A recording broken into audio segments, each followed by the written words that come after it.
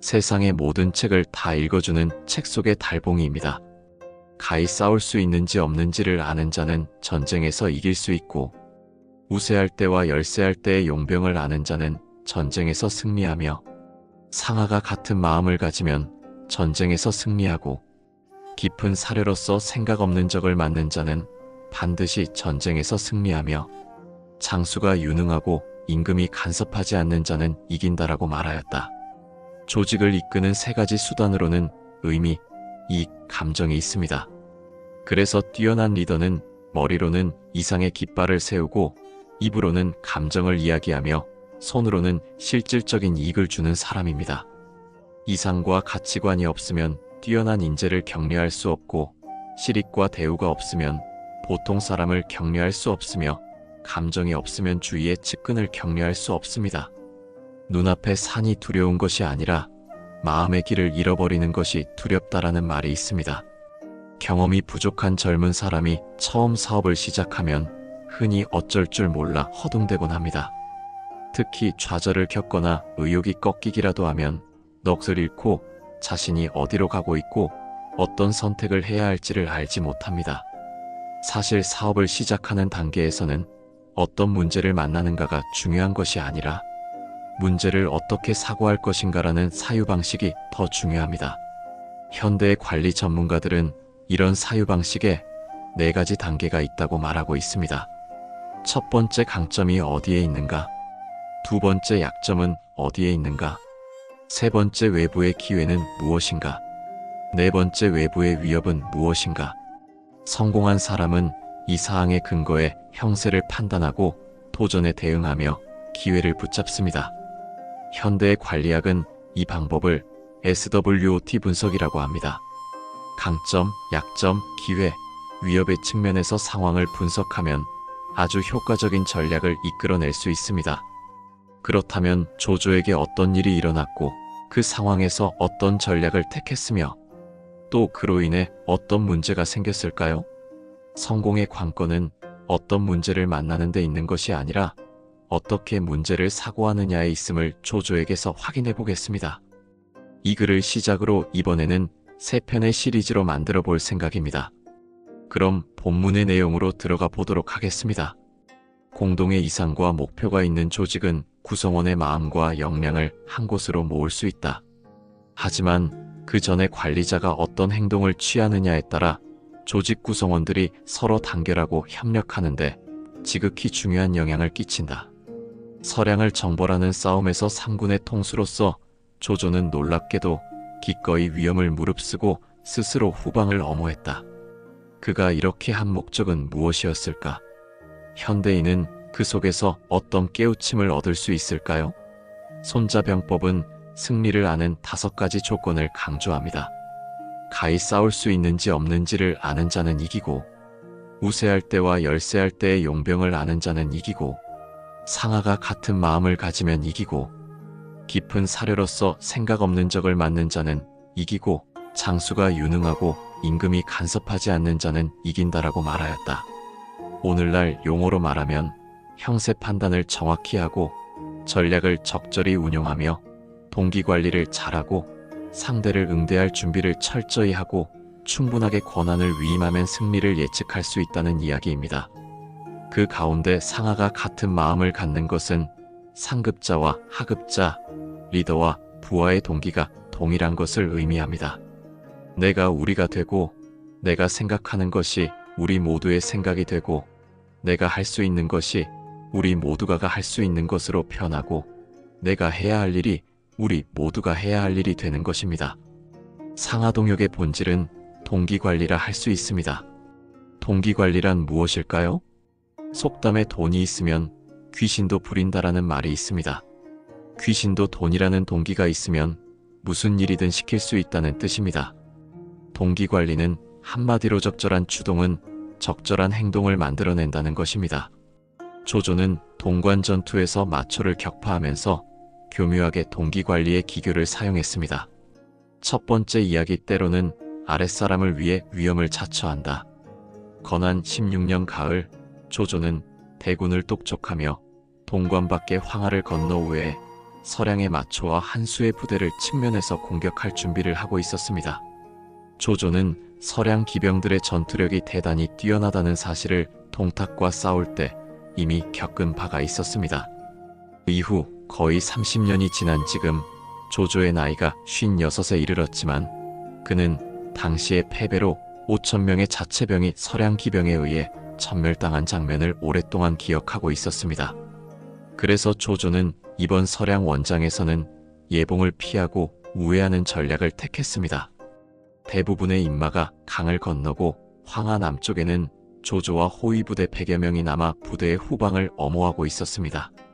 조조가 마침 몸을 일으켜 도하를 준비하려 할 때 먼 곳에서 호련히 흙먼지가 일어나고 대지를 진동하는 말발굽 소리가 들려오더니 서량의 기병이 온 천지를 뒤덮으며 부채살처럼 돌격해왔습니다. 누군가 깜짝 놀라 소리쳤습니다. 마초가 왔다. 조조는 침착하게 의자에 앉아 조금도 움직이지 않고 놀라지 말고 진지를 벗어나지 말라고 소리쳤습니다. 바로 그때 백보 앞에서 한 마리의 전마가 나는 듯이 다가오는 것이 보였습니다. 말 위에는 소년 장군 한 명이 타고 있었는데 그가 바로 서량의 대장 마초맹기였습니다. 은이마초라는 외호를 가진 마초는 얼굴에는 분을 바르고 입술은 붉게 칠하고 은색 갑옷에 꽃점포를 입고 손에는 은창을 들고 입으로 연신 조적은 도망가지 말라고 소리치며 조조를 향해 달려왔습니다. 생각해보세요. 백보를 미터로 환산을 하면 200미터도 채 되지 않을 텐데 정말 순식간에 조조는 제대로 싸워보지도 못하고 사로잡힐 위기에 처하고 말았습니다. 조조의 신병을 경호를 책임지던 허전은 깜짝 놀랐습니다. 마초가 두려운 것이 아니라 마초가 조조를 해하는 것이 걱정되었습니다. 허저가 조조의 의사와는 상관없이 조조를 안아 강가를 향해 나는 듯이 달려가 곧바로 배에 올라탔습니다. 하지만 서량 기병의 기세는 막을 수가 없었습니다. 조조의 나머지 군사들은 분분히 후퇴하다 모두 강물에 뛰어들어 배에 오르려 했습니다. 병사들이 배를 잡자 다급해진 허저가 칼을 빼 적과 아군을 가리지 않고 배에 오르려는 사람 몇몇을 베자 비로소 배가 움직이기 시작했습니다. 갑판 옆은 잘린 손가락으로 가득했습니다. 하지만 조조 일행은 곧바로 강가에 있던 마초에게 따라잡혔습니다. 불행히도 강폭이 넓지 않아 서량의 말을 탄 궁수들이 강을 따라 추격하며 집중해서 활을 쏘자 노를 쳤던 병사들은 곧 고슴도치가 되고 말았습니다. 위기의 순간 허저는 왼손으로는 말 한 장을 집어 날아오는 화살을 막고 오른손으로는 배를 저었습니다. 허저가 주군을 보호하기 위해 온 힘을 다한 결과 배는 속도를 회복했습니다. 그들은 강물을 따라 한참을 간 뒤 마침내 적군의 사정거리에서 벗어날 수 있었습니다. 서량 기병들의 갑작스러운 공격에 군대가 패배하고 조조가 보이지 않자 군영에 있던 여러 장수가 놀라 당황했습니다.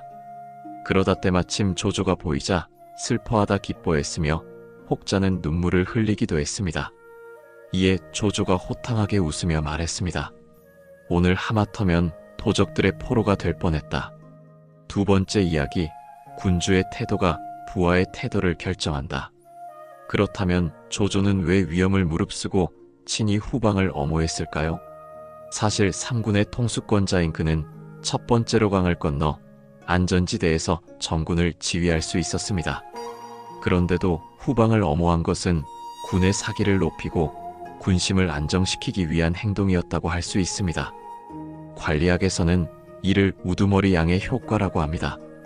양떼가 우두머리 양의 행위에 근거해 자신의 행위를 결정하는 것처럼 조직의 구성원도 리더의 행위에 근거해 자신의 행위를 결정한다는 것이다. 이와 관련된 춘추시대 안영의 고사가 있습니다. 당시 제나라 군주는 붉은색 옷을 좋아했습니다. 그러자 위의 상대부부터 아래의 일반 백성에 이르기까지 전국적으로 붉은색 옷이 유행했습니다. 붉은색 옷은 만들기가 복잡하고 제작 단가가 많이 들기 때문에 제나라 군주는 일반 백성이 붉은색 입는 것을 금지하고 이를 위반하면 엄벌에 처한다는 포고령을 내렸습니다. 하지만 1년이 지나도 붉은색 옷을 입는 사람이 줄어들지 않았습니다. 결국 제나라 군주는 재상 안영에게 가르침을 구했습니다. 안영이 말했습니다. 군주께서 붉은색 옷을 입기 좋아하면 아랫사람들이 당연히 모방하려 할 텐데 어떻게 그것을 막을 수 있겠습니까?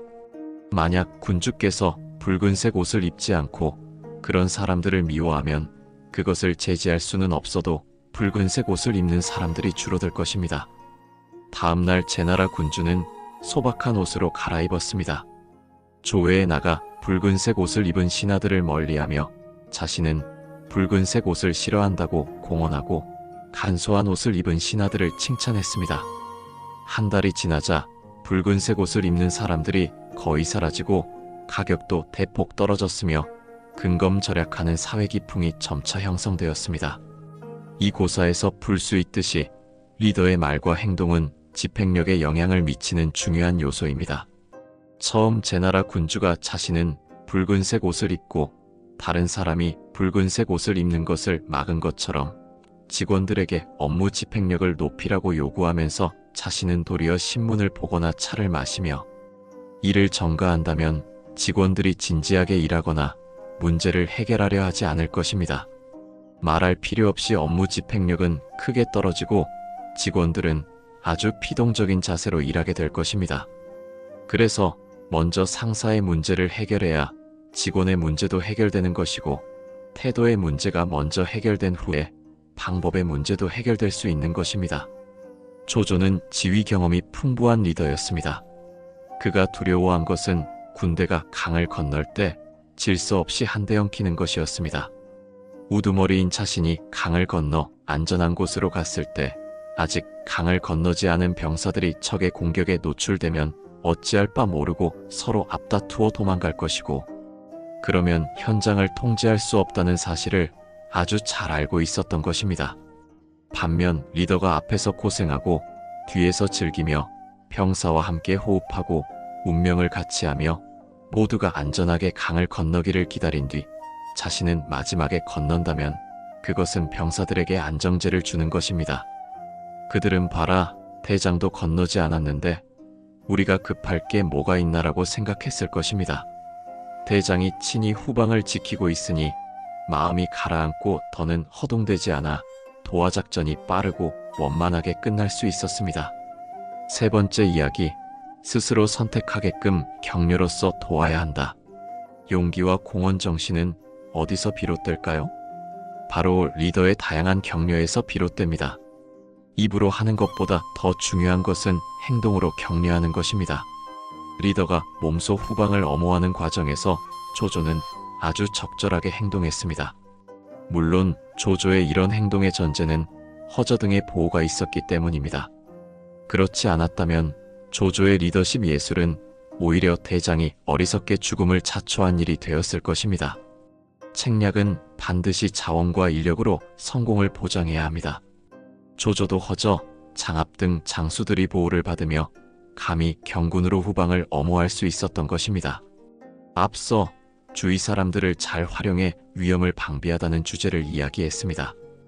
여기서 한 걸음 더 나아가 허저 등의 업무 적극성은 어디서 기인한 것일까를 생각해 볼 수 있습니다.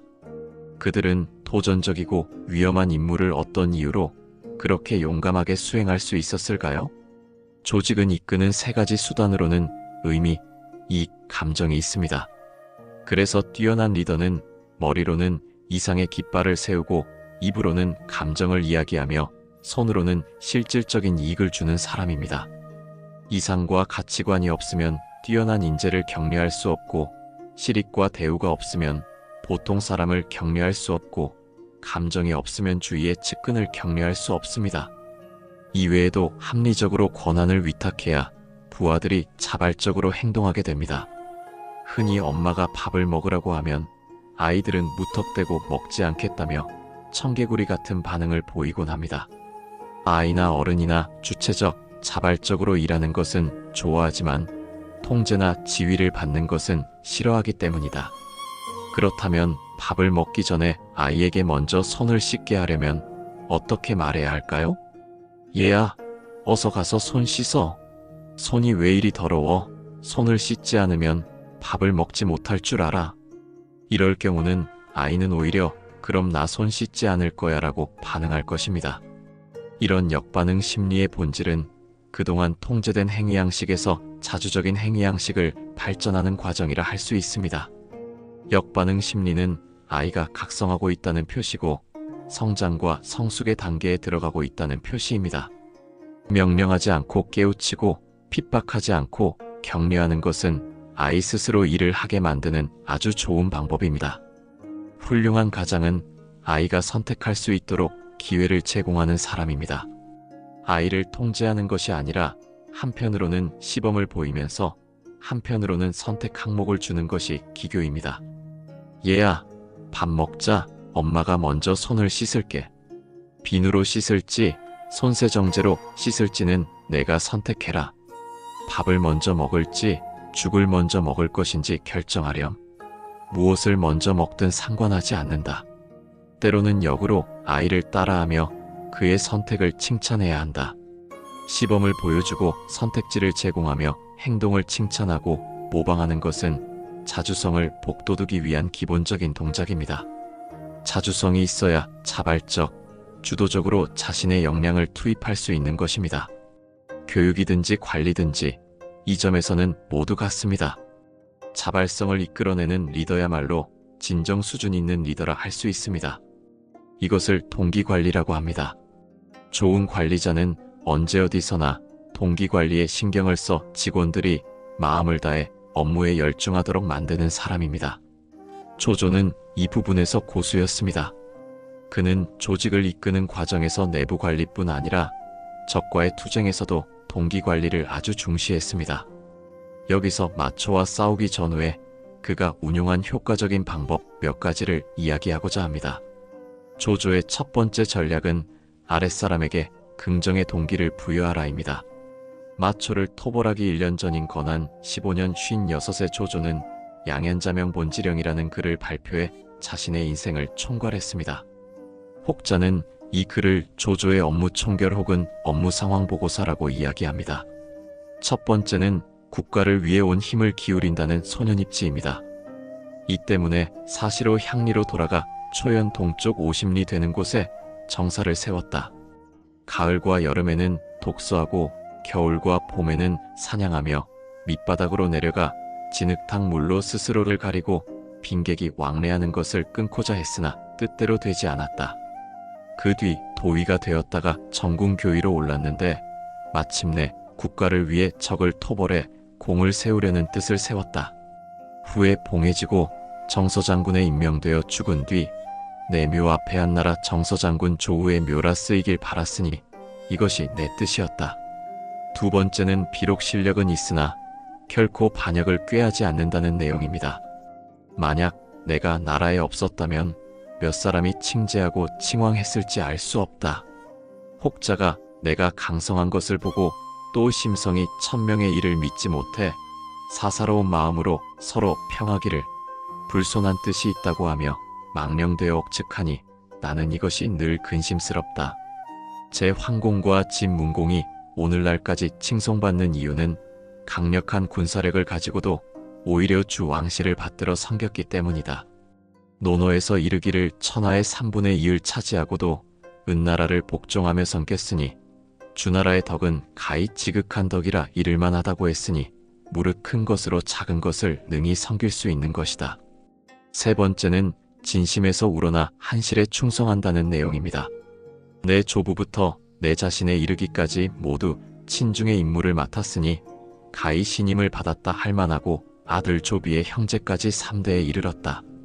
나는 다만 제군들에게만 이런 이야기를 하는 것이 아니라 항상 내 처첩들에게도 말해 모두 마음 깊이 이 뜻을 알게 했다. 또 내가 죽고 만년 뒤에라도 너희 조씨들은 출가하게 되면 모두 내 마음을 전해 다른 사람들에게도 알리고 싶다고 말했는데 나의 이런 말은 마음에서 우러난 참된 말이다. 조조가 양현자명 본지령을 쓴 시기는 동안 건한 10년이었습니다. 애초에 그는 북방 통일의 대업을 달성한 후 정권을 공고히 하면서 계속해서 천하를 통일하려고 남하하다 송권, 유비 양대 연합 세력의 도전을 만나 적벽에서 커다란 실패를 경험했습니다. 송권과 유비는 군사적으로도 조조에게 대항했으며 정치적으로 조조를 한나라 재상의 이름을 빌리고 있지만 실제로는 한나라 도적이다. 혹은 한나라를 패하고 자립하고자 한다는 등의 말로 비난했습니다. 이외에도 마초를 영수로 하는 관중의 세력이 조조를 향해 군사적인 위협을 조성했고 동안 정권 내부에서도 이런 여론을 빌려 조조를 규탄하자 안팎으로 궁지에 몰린 조조가 자신의 입장을 표명했던 것입니다. 조조를 비난하던 사람들은 모두 세 부류가 있었습니다. 한 부류는 유비와 송권의 혈역 안에 있던 조조의 적대 세력이었고, 두 번째 부류는 동안 왕조의 구신들이었으며, 세 번째 부류는 조조 진영의 내부 사람이었습니다. 본래 조조는 북방을 평정해 건한 13년 동안 정부의 승상으로 임명되었으나 1년도 되지 않아 적벽대전에서 군사적으로 커다란 손실을 입었습니다. 이후 1년을 견뎌냈으나 자신을 둘러싼 이런저런 구설수들을 견디지 못하고 210년에 결국 양현자명본지령을 발표했던 것입니다. 이 글의 핵심은 충군 보국과 한실부흥의 결심을 표명하고 가치관과 원칙을 분명하게 이야기함으로써 자신을 중상모략하는 사람들에게 반격하고자 한 것이었습니다. 아마도 조조가 한편으로는 나라를 도적질하면서 도적을 몰아내자 하고 다른 한편으로는 권력을 빼앗으면서 충심을 표명했다고 말하는 사람이 있을 것입니다.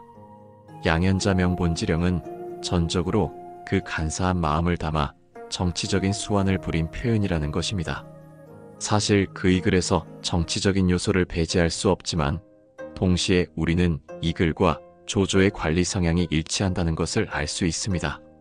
바로 내부에 쟁의가 생기거나 중대한 결정을 내릴 때 조조는 항상 일어나서 이상, 신념, 가치관의 문제를 이야기했는데 이 글은 관서의 마초 집단을 정벌하기 전에 1차적 정신교육이면서 동기부여였다고 할 수 있습니다. 사람의 동기는 내재 동기와 외재 동기 두 가지로 나눌 수 있습니다. 외재 동기란 돈, 물질, 지위, 대우 등으로 외부의 자극 요인을 가리키고 내재 동기는 신념, 흥미, 성취감, 호기심 등으로 내부의 자극 요인을 가리킵니다. 내재 동기가 행동하게 만들면 자신의 주인이 될 수 있고 오재 동기가 행동하게 만들면 노예가 되는 것입니다. 만약 이래서 외부의 평가만을 참고로 삼으면 정서는 아주 쉽게 흔들릴 수 있습니다. 외부 요인은 통제할 수 없고 내부의 기대를 벗어나기 쉬워 불평과 불만으로 이끌기 때문입니다. 불평과 불만 등의 마이너스 정서는 사실 우리를 고통스럽게 하고 일에 집중할 수 없게 만듭니다. 우리는 사기라는 단어를 자주 이야기하곤 합니다. 사기의 본질은 개인 혹은 조직의 내재 동기입니다. 신념, 흥미, 성취감, 호기심 같은 내재 동기는 황금처럼 아주 귀중한 것입니다. 일을 하면서 내재 동기가 없다면 오래 지속하기도 어렵고 높은 성취를 이루기도 어렵습니다. 만약 내재 동기를 끌어내지 못한다면 조직의 안정성과 전투력에는 반드시 문제가 생기게 될 것입니다. 훌륭한 선생은 내재 동기를 잘 이끌어내는 선생이고 훌륭한 가장은 내재 동기를 잘 이끌어내는 가장이며 훌륭한 리더는 내재 동기를 잘 이끌어내는 리더임을 알아야 한다. 실생활에서 아이의 동기는 고려하지 않고 통제하는 것에만 신경을 쓰는 부모가 많습니다. 통제가 오래 지속되면 아이는 자신의 흥미나 기호 등의 동기를 잃게 되고 무엇을 해도 외부의 평가에만 연연하게 되어 공부도 싫고 학교도 싫은, 심지어 공부를 적대시하는 심리적인 왜곡에 이르기도 합니다. 일도 마찬가지입니다. 내재 동기가 없으면 상사의 평가와 수입이 기복이 일의 가장 큰 즐거움과 고통의 근원이 되어 월급을 위해 종일 리더의 주위를 맴돌고 기분이 좋았다, 나빴다 하다가 열정이 점차 감소해 결국에는 일하는 동력을 잃어버리는 지경에 이르게 되는 것입니다. 조직을 제도적인 측면에서 이끄는 것은 기술이지만 마음의 측면에서 이끄는 것은 예술이 되는 것입니다. 작은 일은 기술이 있으면 되지만 큰 그릇이 되려면 반드시 예술이 있어야 합니다. 두 번째 책략, 기이한 계책으로 상대의 기세를 꺾는다. 처음 조조가 마초의 반란을 진압하기 위해 서쪽으로 향할 때 많은 사람들이 관서의 병사는 강성하고 긴 창을 쓰는 법을 익혀 정예병을 선발해 선봉으로 보내는 것이 아니면 당해낼 수 없습니다라고 했습니다. 그런데 조조가 여러 장수에게 말했습니다. 전투는 나에게 있지 적에게 있지 않다. 적들이 비록 긴 창을 쓰는 법을 익혔다고 하지만 장차 찌르지 못하게 할 것이니 제군들은 다만 지켜보라. 조조가 생각한 전술은 무엇이고 조조는 어떻게 전쟁의 주도권을 확보했을까요? 먼저 조조가 마초를 상대하며 선택한 전술은 직접 싸우는 것을 피하고 느긋하게 군사를 움직이는 왕군지계였습니다. 조조는 서량 기병의 무서움을 익히 잘 알고 있었습니다.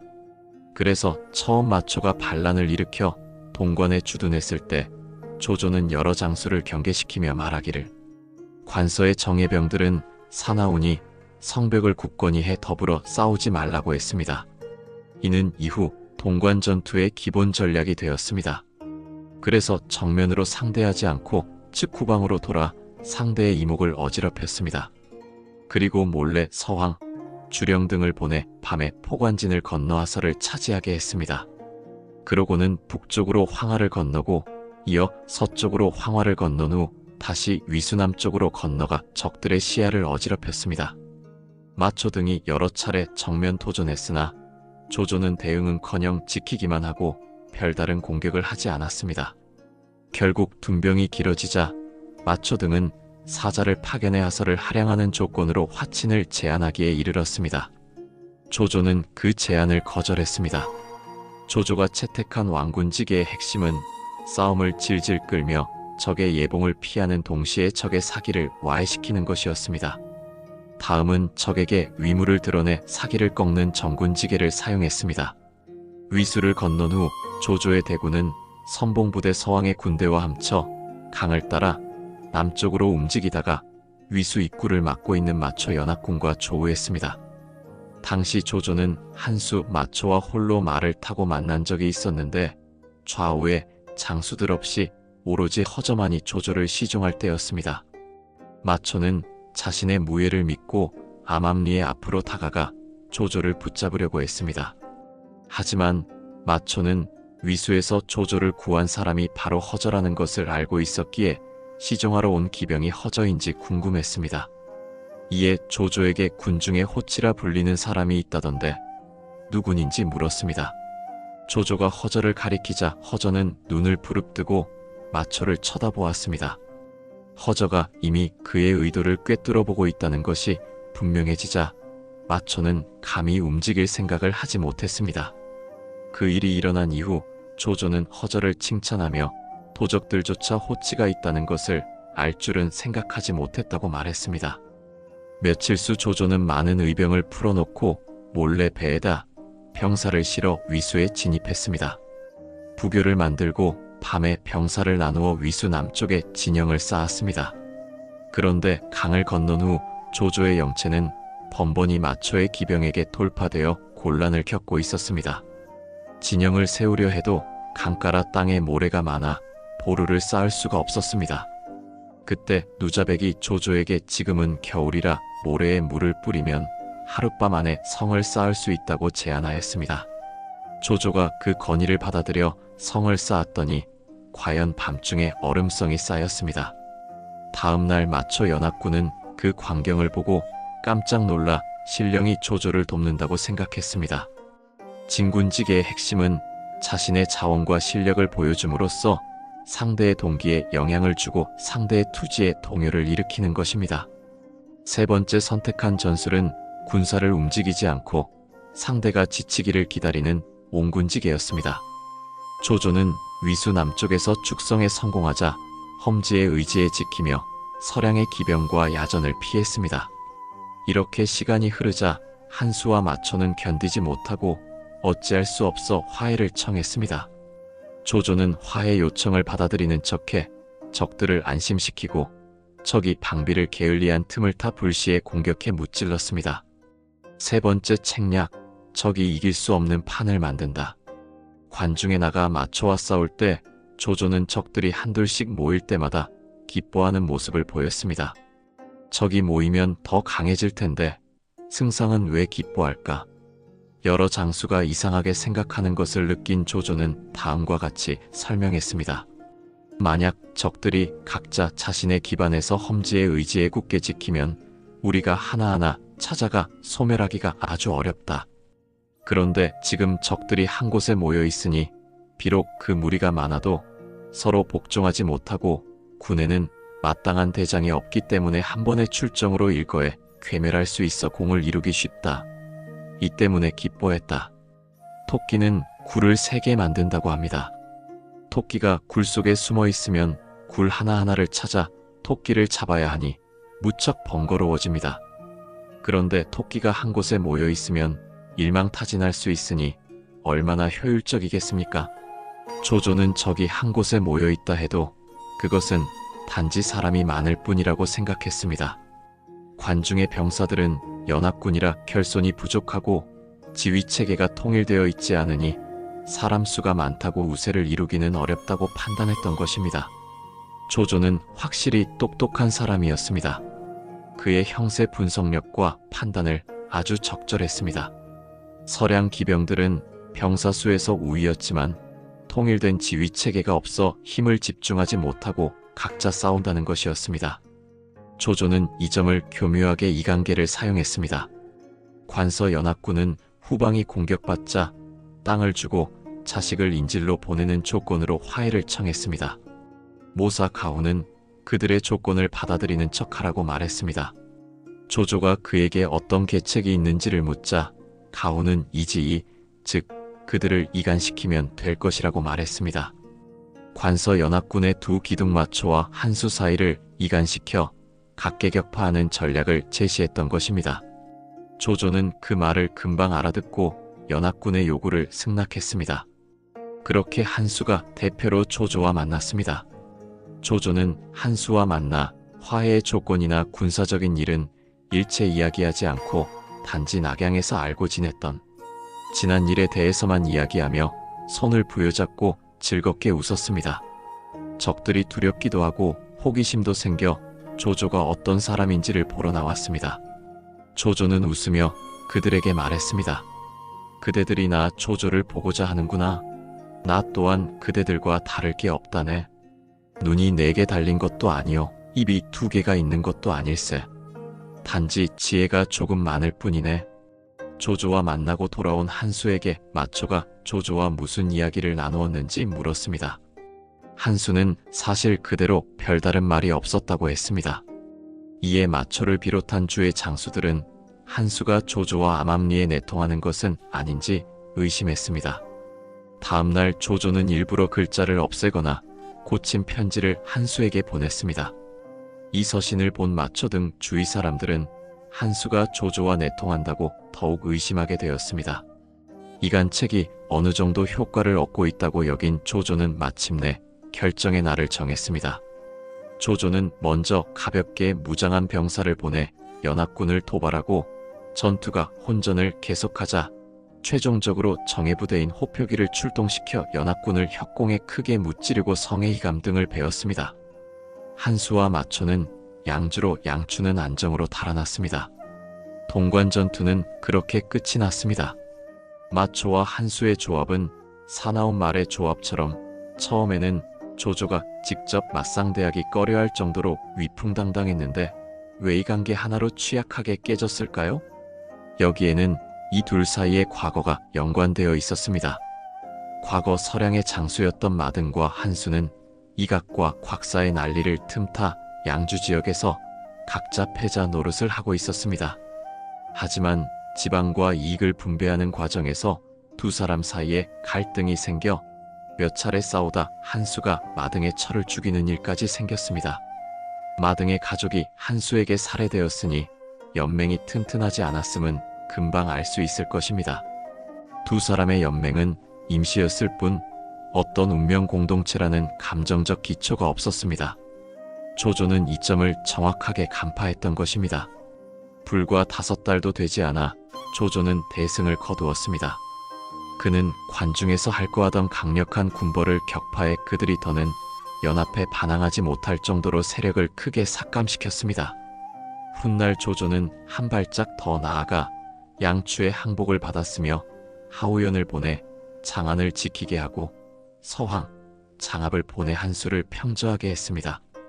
비록 마초가 끊임없이 사람들을 모아 군사를 일으켰으나 하우연에 의해 매번 진압되었습니다.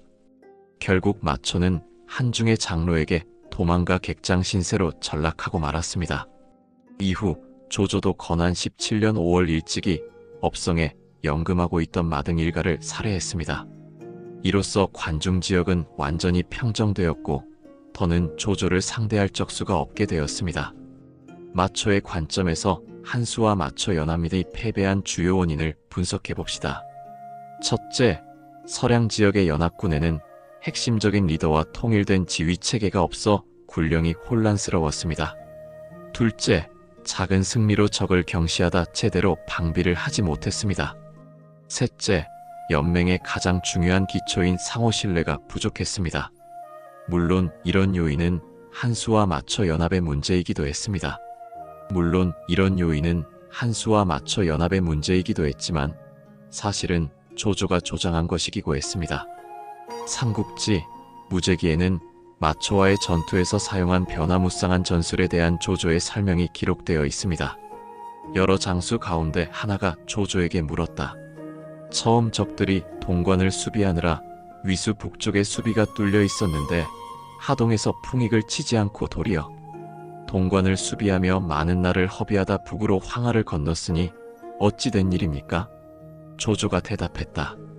적들이 동관을 지키고 있을 때 우리가 하동으로 들어갔다면 적들은 필히 나와서 모든 나루터를 지켰을 테니 그랬다면 우리는 서하를 건너지 못했을 것이요. 그래서 저의 부대를 이끌고 동관으로 향했던 것이요. 적들이 모든 군사를 동원해 남쪽을 수비하느라 서하의 방비가 허술해지자 서왕과 주령 두 장수를 보내 서하를 공격해 차지하게 한 것이요. 그런 연후에 군대를 이끌고 북으로 황하를 건넜는데도 적들이 능히 나와 서하를 다투지 못했던 것은 두 장수의 군대가 서하를 이미 차지하고 있었기 때문이요. 수레를 연결하고 목책을 심고 남쪽으로 향함으로써 적이 싸움에서 이길 수 없는 상황을 만들고 동시에 약함을 보여 적을 방심하게 만드는 전략을 보여준 것이요. 위수를 건너 견고한 보루를 쌓은 후에 적들이 와도 나가지 않는 것은 적들이 교만한 마음을 품게 하기 위함이었소. 그래서 적들은 진영과 보루를 쌓지 않고 땅의 분할을 요구한 것이요. 내가 그 말을 받아들인 이유는 저들이 안심하고 대비하지 않도록 하기 위함이었소. 이 때문에 병사들이 사졸들의 힘을 족적해 단번에 공격했더니 이른바 갑작스러운 천둥 소리에는 귀를 막지 못한다는 형세를 만들었소. 군사에서 전술은 변화무쌍하니 결코 한 가지 방법만 있는 것이 아니오. 서량을 평정하는 전투에서 조조는 준비부터 전략을 실천하고 최종적인 승리를 거두기까지 상대의 약점을 파악하고 충분히 이용했습니다. 손자병법에 공심위상이라는 말이 있습니다. 가치관을 내세워 내적 동기를 부여하는 것은 물론이고 교란작전으로 적의 의도를 혼란스럽게 하고 이간작전으로 적의 연맹을 와해시킨 것은 모두 공심위상의 높은 수준을 체현한 것이었습니다. 동관전투에서 마초를 격파한 조조는 한중을 취할 유리한 조건을 만들어냈습니다. 그렇다면 이어진 한중에서 전투에서 조조는 승세를 몰아 계속 앞으로 나갔을까요? 오늘도 끝까지 들어주시어 감사드립니다. 다음 시리즈로 찾아뵙도록 하겠습니다. 세상의 모든 책을 다 읽어주는 책 속의 달봉이입니다.